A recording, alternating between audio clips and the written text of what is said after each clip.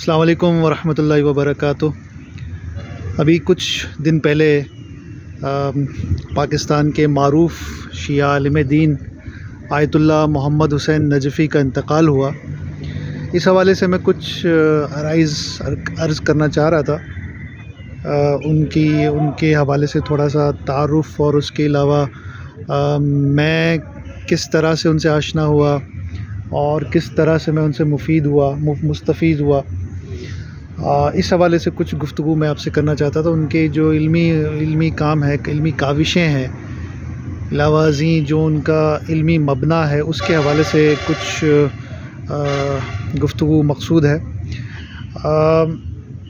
آپ آیت اللہ محمد حسین نجفی پنجاب کے ایک بہت بڑے عالم دین تھے، سرگودا کے تھے بیسیکلی، اور چونکہ ان کا تعلق ایک قوم ڈھکو سے تھا، اس لیے ان کو ڈھکو بھی کہا جاتا تھا، جو کہ در حقیقت ان کے مخالفین نے ان کو یہ نام دیا تھا۔ حقارت سے ان کو ڈھکو کہہ کے پکارنے لگے، یعنی اپنے تئیں ان کو یہ لگا ہوگا کہ یہ نام جو ہے وہ ان کے لیے نامناسب ہے اور وہ ناراض ہو جائیں۔ جس طرح سے مولا علی علیہ السلام کو ان کے زمانے میں بہت سارے لوگ حقارت سے ابو تراب پکارتے تھے، کیونکہ تراب مٹی کو کہتے ہیں، تو اس حوالے سے حقارت سے ان کو ایک ازراہ مذاق کہا جاتا تھا، لیکن حضرت علی کو یہ نام بہت پسند تھا۔ تو ویسے ہی ڈھکو صاحب کو جب ڈھکو کہا جانے لگا تو انہوں نے اس کو بالکل مائنڈ نہیں کیا، اور فرمایا کہ یہ تو میرے لیے خوشی کی بات ہے کہ میری جو قوم ہے، میری قوم کا جو نام ہے وہ مجھے دیا گیا ہے۔ تو معروف تھے وہ ڈھکو صاحب کے نام سے، ان کی بہت خدمات رہی ہیں ماشاءاللہ سے، مکتب تشیع کے حوالے سے پاکستان میں ایک بڑا نام رہا ہے ان کا، خاص طور پر جو ہمارے ہاں افراطی طبقہ ہے اس کی بیخ کنی میں انہوں نے بڑا کردار ادا کیا۔ پاکستان میں یہ جو ٹرینڈ تھا اس کا افراطیت کا، غلو کہہ لیں آپ اس کو، افراطی نظریات کہہ لیں، تو وہ پاکستان میں شروع ہو گئے تھے، خاص طور پر جب شیخیت پاکستان میں آئی کچھ افراد کے توسط سے، تو پاکستان میں ایک اوورال مزاج اس طرح کا بن گیا تھا۔ یہ پاکستان بننے کے فوراً بعد یہ ساری باتیں شروع ہوئی تھیں۔ تو ڈھکو صاحب جو تھے انہوں نے پاکستان کے مدارس میں ابتدائی طور پر تعلیم حاصل کی۔ میں یہاں پر ایک چیز آپ کو بتاتا چلوں کہ کچھ لوگ یہ کرٹیسائز کرتے ہیں کہ انہوں نے اپنی زندگی کا جو بیشتر حصہ ہے طالب علمی کا وہ پاکستان میں گزارا ہے، جبکہ ہمارے آج کل ٹرینڈ ہے کہ زیادہ تر لوگ نجف میں یا قم چلے جاتے ہیں۔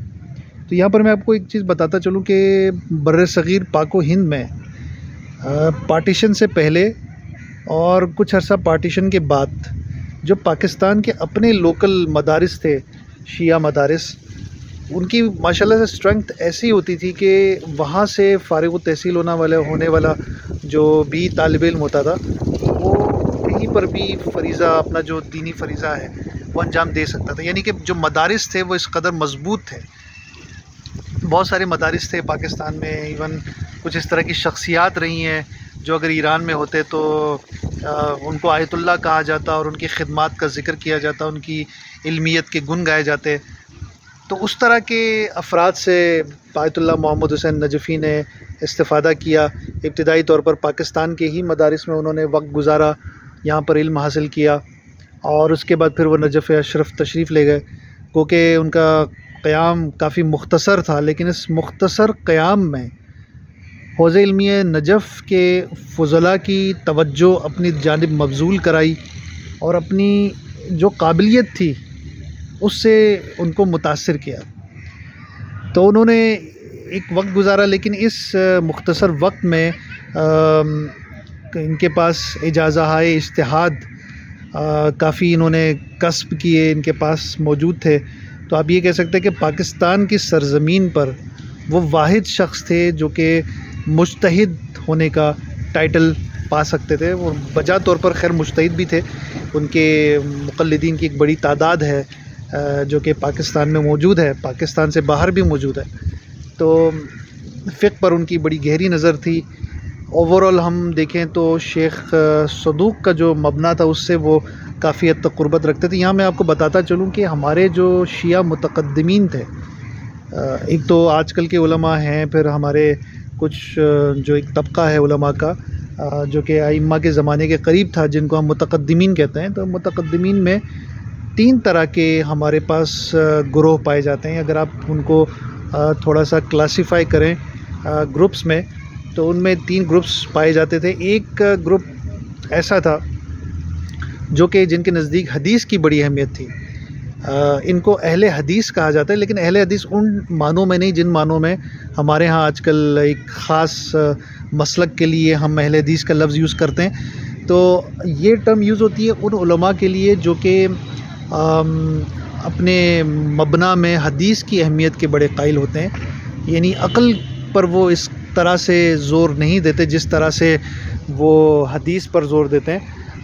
ان کے حساب سے جو حدیث میں کوئی چیز آ جائے تو وہ ہمارے لیے حرف آخر ہے، چاہے آپ کی عقل میں وہ بات سمجھ میں آئے یا نہ آئے، یہ آپ کا مسئلہ ہے، لیکن حدیث کا مسئلہ نہیں ہے. تو یہ اس طرح کے جو علماء تھے ان کو اہل حدیث کہا جاتا ہے. اس میں جو سب سے بڑا نام ملتا ہے وہ شیخ صدوق کا ملتا ہے.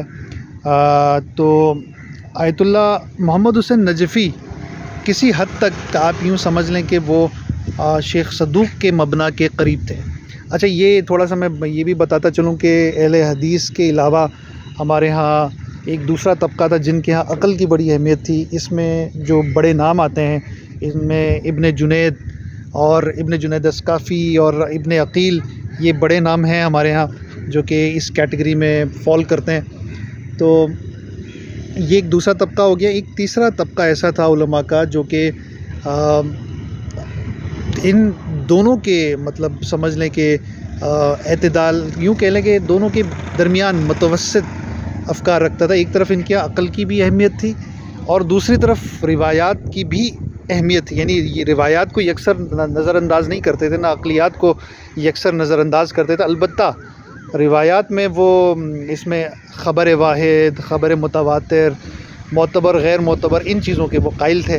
تو یہ 3 گروپس ہیں. اس تھرڈ گروپ میں جو کہ سمجھ لیں کہ جو درمیانہ گروپ ہے یا درمیانی روش رکھنے والا گروپ ہے، اس میں آیت اللہ شیخ مفید اور شیخ توسی، سید مرتضیٰ، اس طرح کے بڑے بڑے نام آتے ہیں. تو خیر بات کسی اور طرف نکل گئی. تو ان کا جو مبنا تھا آیت اللہ محمد حسین نجفی کا، وہ کسی حد تک شیخ صدوق کے قریب تھا اور اسی روش پر وہ چلتے تھے. تھوڑا سا کچھ چیزوں میں یہ جو مبنا ہے یہ تھوڑا سخت ہو جاتا ہے، کیونکہ ان کے یہاں روایات کی یا حدیث کی بڑی اہمیت ہوتی ہے، تو وہ اس سے بالکل بھی ہٹتے نہیں ہیں، جس کی وجہ سے کچھ چیزوں میں ان کا سٹینس کافی سخت تھا. جیسے رسومات کے معاملے میں بہت ساری رسومات کو وہ جائز نہیں سمجھتے تھے، کیونکہ اس کا ذکر ہمیں روایات میں نہیں ملتا.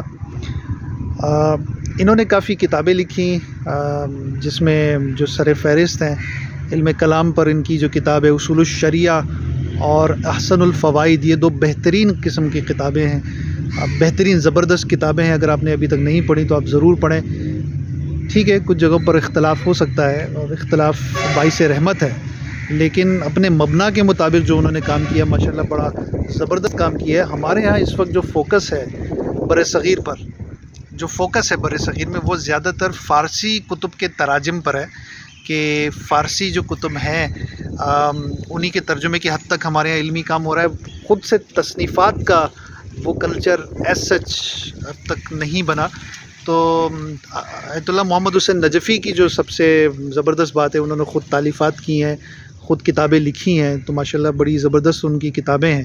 اس کے علاوہ فقہ میں ان کی کتاب قانون الشریعہ ہے، جس میں انہوں نے اپنے مبنا کے مطابق اور اپنے جو نظریات ہیں ان کے فقہی نظریات کے مطابق یا اصول فقہ کے نظریات کے مطابق، اس کے حساب سے انہوں نے وہاں پر فقہی طور پر استنباط کیا ہے، اجتہاد کیا ہے اور اس کو پیش کیا ہے. ماشاءاللہ وہ بھی ایک بڑی زبردست کتاب ہے اس حوالے سے. ٹھیک ہے کچھ چیزوں پر اگین میں وہی کہوں گا کہ کچھ چیزوں پر اختلاف ممکن ہے، لیکن جو کام انہوں نے کیا ہے ماشاءاللہ بہت زبردست کام کیا ہے. اس کے علاوہ جو ان کی کتاب 1990 کے عشرے میں جو بڑی معرکۃ الآراء بنی تھی جس پر کافی اختلافات ہوئے تھے، اصلاح الرسوم کے نام سے، وہ بھی بہت زبردست کتاب ہے. انہوں نے شیعہ معاشرے میں جو رسومات تھیں، جو بدعات رائج تھیں، ان کے بارے میں انہوں نے لکھا، اور اپنی نوعیت کی یہ بڑی زبردست کتاب ہے، بہترین کتاب ہے. اس کتاب سے کنٹروورسی زیادہ کریٹ ہوئی ہمارے یہاں پاکستان میں. اس پر کافی اختلافات ہوئے، اور ان کی جو مخالفت کی جو وجوہات میں سے ایک وجہ اس کتاب کی تالیف تھی. تو یہ تھا ان کا آیت اللہ محمد حسین نجفی کا کے متعلق ایک بریف انٹروڈکشن، اور ان کی خدمات کے متعلق تھوڑا بہت میں نے عرض کیا.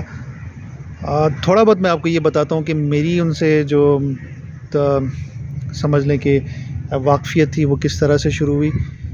یوں سمجھ لیں کہ میری ان سے واقفیت جو ہے وہ بچپن سے ہی ہے. میں جب چھوٹا تھا تو اپنے گھر کے بزرگوں سے، الحمدللہ میرا بھی تعلق ایک علمی گھرانے سے رہا ہے، تو اپنے بچپن میں اپنے والد محترم سے اور اپنے نانا سے اور دادا سے میں ان کا تذکرہ کافی سنتا تھا. اور والد صاحب عموماً کہا کرتے تھے کہ پاکستان میں یہ واحد شخصیت ہے جن کے پاس اجازہ اجتہاد ہے اور باقاعدہ مجتہد کہلائے جا سکتے ہیں. تو ان سے آشنائی تو بچپن سے تھی، ہم بچپن سے ہی ان کا نام کافی سنا کرتے تھے. پھر جو 90s کا عشرہ میں نے آپ کو بتایا بڑا کنٹروورسی کا زمانہ تھا، تو ادھر ادھر کہیں پر لوگوں کی زبان سے ڈھکو کا لفظ کافی سننے میں آتا تھا. کچھ کتابیں نظر سے گزری، میں چھوٹا تھا لیکن بہرحال کتب بینی کا شوق تھا، تو کچھ کتابیں ایسی میری نظر سے گزری جن میں ڈھکو صاحب سے شدید اختلاف کیا گیا تھا. تو میں یہی سوچتا تھا کہ بھائی یہ ڈھکو صاحب تو وہی ہیں جن کی والد صاحب بڑی تعریف کرتے ہیں، لیکن ان کے خلاف تو یہ چیزیں لکھی گئیں اور ان کی کافی مخالفت کی جا رہی ہے. اور چونکہ پنجاب میں تھے تو یہ ڈھکو لفظ بڑا ایک عام کامنلی ہم سنتے تھے، تو اس طرح سے ان سے آشنائی ہوئی. بہرحال ذہن میں چونکہ میرے فیملی کے جو بزرگ تھے انہوں نے ان کی بڑی تعریفیں کی تھی، تو پازیٹیو امیج ہی تھا.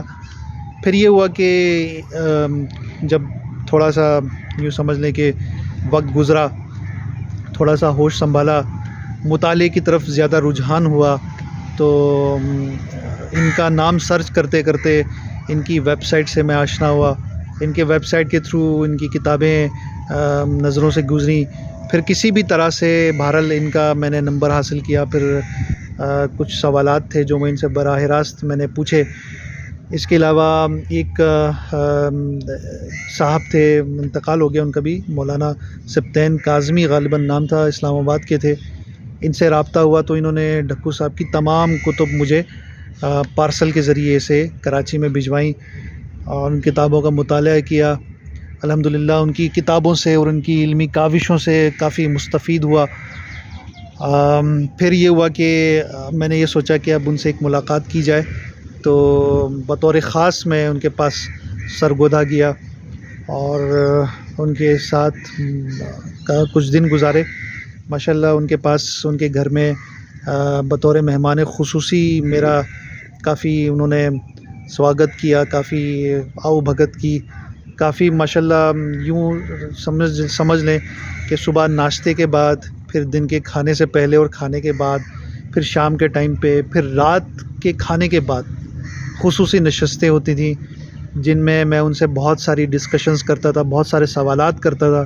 وہ کافی زیادہ اپریشیٹ کرتے تھے، حوصلہ افزائی کرتے تھے، اور اس بات کو کافی سراہتے تھے کہ کافی چیزوں میں مطالعہ الحمدللہ اچھا تھا، تو وہ ان چیزوں کو کافی اپریشیٹ کرتے تھے. کچھ چیزوں پر ان سے اختلاف بھی ہوا اور اس کا اظہار بھی ہم نے کیا.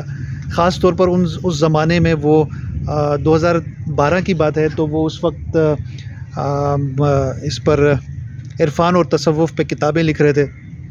تو میں نے ان سے گزارش یہی کی کہ آپ ٹھیک ہے آپ کا ایک مبنی ہے، لیکن اس حوالے سے کہ آپ کو نہیں لگتا کہ کچھ یہ بات سامنے آئے گی کہ آپ کچھ علماء کے خلاف ہیں، خاص طور پر امام خمینی کے، اور میں خود امام خمینی کے بہت بڑے فینز میں سے رہا ہوں ہمیشہ سے. تو ان سے میں نے یہ عرض کیا کہ کچھ مناسب نہیں لگ رہی بات. لیکن انہوں نے یہ بات مجھے کہی کہ دیکھیے میں اپنی ایک بات لوگوں کے سامنے رکھ رہا ہوں، ایک علمی کاوش ہے میری. مجھے امام خمینی سے بہرحال کافی چیزوں میں ان سے اتفاق بھی ہے، کافی چیزوں میں اختلاف بھی ہے. تو جن چیزوں میں اختلاف ہے ان میں سے ایک یہ عرفان و تصوف ہے، اور وہ شدید مخالف تھے عرفان اور تصوف کے. یہ بھی دیکھیں، یہ کوئی اچنبھے کی بات نہیں ہے. ایران اور نجف میں بھی ایسے علماء ہیں جو عرفان و تصوف کو درست نہیں سمجھتے. بہرحال ان کا اپنا ایک مبنیٰ ہے، ایک نظریہ ہے. وہ یہ کہتے ہیں کہ بھئی یہ اس میں اکثر چیزیں ایسی ہیں جو ائمہ علیہ السلام سے ہمیں نہیں ملتی. چونکہ میں نے آپ کو شروع میں بتایا تھا کہ ان کا جو مبنیٰ ہے وہ اسٹرکٹ حدیث والا ہے، لہٰذا وہ یہ کہتے ہیں کہ اس میں بہت ساری اصطلاحات جیسے فنا فی اللہ، لقاء اللہ، بقاء باللہ، تو اس طرح کی جو کچھ مراحل ہیں سیر و سلوک کے، جو اکثر ہمیں ان کا جو عرفان میں ذکر ملتا ہے ان کا کوئی ہمیں بہرحال روایات اور احادیث میں نہیں ملتا، لہٰذا یہ درست نہیں ہے. لیکن بہرحال ان کا ایک مبنیٰ ہے، اس کا بھی احترام ضروری ہے، اور وہ خود بھی ان علماء کا احترام کرتے تھے جو عرفان و تصوف کے قائل تھے. لیکن ہمارے کچھ سوشل میڈیا پر کچھ ہمارے بدقسمتی سے دوست ایسے رہیں، دوست احباب کچھ ایسے رہیں جو کہ ان باتوں کی وجہ سے امام خمینی اور ان علماء کی تکفیر کرتے ہیں جو کہ تصوف اور عرفان کے قائل ہوں. خیر، اس میں بھی بڑا کلام ہے کہ تصوف اور عرفان میں کتنا فرق ہے، آیا یہ دو سیم چیزیں یا ان میں کوئی فرق بھی ہے. انشاءاللہ پھر کبھی اس کو ڈسکس کریں گے کیونکہ بات کافی طولانی ہو جائے گی. تو ڈکو صاحب سے میں نے جب یہ کہا کہ آپ اس طرح سے لکھ رہے ہیں تو میرے ذہن میں یہی کچھ ہمارے سوشل میڈیا پر بیٹھے ہوئے کچھ لوگ تھے جو پہلے سے ہی انہوں نے تکفیر شروع کی ہوئی تھی امام خمینی کی اور ان کی. تو میں نے عرض کیا کہ یہ کچھ مناسب نہیں رہے گی بات. تو انہوں نے جو جواب دیا بڑا بہترین جواب تھا. فرمایا کہ ہم امام خمینی سے اس وقت سے واقف ہیں جب یہ نجف اشرف میں آئے تھے جلا وطن ہو کے، ہم ان بزرگوار سے تب سے واقف ہیں. اور فرمایا کہ انہوں نے جو انقلاب کی شکل میں جو کام کیا ہے وہ لائق تحسین ہے، اس جیسا کام صدیوں میں نہیں ہو سکتا. مطلب یہ ان کے الفاظ تھے جو انہوں نے امام خمینی کے متعلق فرمایا. لیکن یہ بھی کہا کہ ہمیں ان بزرگوار سے کچھ باتوں پہ اختلاف ہے. اب یوں ہی دیکھیں کہ آپ کس قدر شائستگی سے انہوں نے اپنے اختلاف کو بیان کیا. لیکن بدقسمتی سے ان کے کچھ فالوورز ہیں جو کہ بہت زیادہ ایکسٹریم پہ چلے جاتے ہیں. خیر، یہ ہماری ملاقات اس طرح سے رہی. کچھ دنوں تک میں ان کا خاص مہمان رہا اور ماشاءاللہ میں بھول نہیں سکتا ان لمحات کو جو میں نے ان کی خدمت میں گزارے. میں نے بہت زیادہ ان سے استفادہ کیا، سوال و جواب بہت سارے ہوئے، اور مجھے کوئی اب ریگریٹ نہیں ہے، کسی قسم کا کوئی افسوس نہیں ہے کہ میں ان بزرگوار سے میں استفادہ نہیں کر پایا. لیکن بہرحال یہ بھی ایک کوتاہی ہے کہ میں اس کے بعد سے دوبارہ ان کی خدمت میں حاضر نہیں ہو سکا اور وہ اپنے خالق حقیقی سے جا ملے. ہماری خیر دعا یہی کہ اللہ تعالیٰ ان کی مغفرت کرے. ان کی وفات کے بعد پھر دو طبقے ایسے تھے جنہوں نے علانیہ یا غیر علانیہ خوشی کا اظہار کیا، یا ان کی باتوں سے خوشیاں ٹپکتی ہوئی ہمیں محسوس ہوئیں. ان میں ایک طبقہ یہ تھا، غلات کا جو طبقہ تھا، افراطیوں کا طبقہ جو ڈکو صاحب کے شدید مخالف تھے، وہ طبقہ تھا. اور دوسرا ایک انقلابیوں کا ایک کچھ افراد تھے، انقلابی افراد جن کو میں عموماً سپر انقلابی کہتا ہوں. کہ جب بھی خیر یہ معاملہ صرف انقلاب کا نہیں ہے، بہت سارے لوگوں کا ہے. جیسے میں نے عرض کیا کہ خود آیت اللہ محمد حسین نجفی کے کچھ مقلدین کافی ایکسٹریم پہ چلے گئے ہیں، تو ویسے ہی بہت سارے انقلابی حضرات ایکسٹریم پہ چلے جاتے ہیں. ٹھیک ہے، آپ ولایت فقیہ کے نظریے کو نہیں مانتے تھے، لیکن ولایت فقیہ کا نظریہ کوئی ہمارے ہاں واجب نظریات میں سے نہیں ہے. دیکھیں، یہ ایک اجتہادی نظریہ ہے جس پر دو رائے ہو سکتی ہے. خود آیت اللہ خامنہئی سے پوچھا گیا کہ کچھ لوگ ہیں جو دلائل کی وجہ سے یا ان اپنے اجتہاد کی وجہ سے ولایت فقیہ کے قائل نہیں ہیں، تو ان کے بارے میں کیا حکم ہے؟ تو انہوں نے فرمایا کہ وہ عند اللہ ان کسی قسم کا مطلب خطا کار کسی سینس میں نہیں ہے.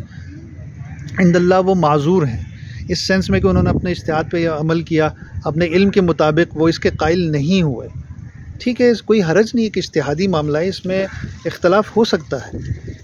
جو اصل چیز ہے وہ علماء کا ایک دوسرے کا احترام ہے، اور اختلاف کا سمجھ لیں کہ اختلاف کا جو احترام ہے وہ زیادہ امپورٹنٹ ہے کہ آپ اختلاف کر رہے ہیں لیکن ساتھ ساتھ آپ احترام کا دامن بھی نہیں چھوڑ رہے.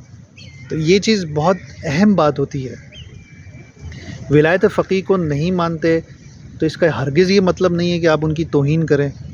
اگر وہ عرفان کو درست نہیں سمجھتے تو بھی آپ کو یہ حق نہیں پہنچتا کہ اس عالم بزرگوار کی آپ توہین کریں. انہوں نے جو کام کیا ماشاءاللہ اپنے لیول کا بہترین کام کیا. پاکستان میں جب اس قسم کی اصلاحی آوازیں نہیں ابھرتی تھیں تو انہوں نے ببانگ دہل کسی قسم کا خوف طاری کیے بغیر علانیہ حق کا اظہار کیا. انہوں نے پرواہ نہیں کی کہ لوگوں پر کیا امپریشن جا رہا ہے، لوگ ان کو اچھا سمجھ رہے ہیں، برا سمجھ رہے ہیں، گالیاں پڑ رہی ہیں. انہوں نے اس بات کا بالکل بھی انہوں نے مطلب اس بات کی ٹینشن نہیں لی اور اپنا کام انہوں نے کیا.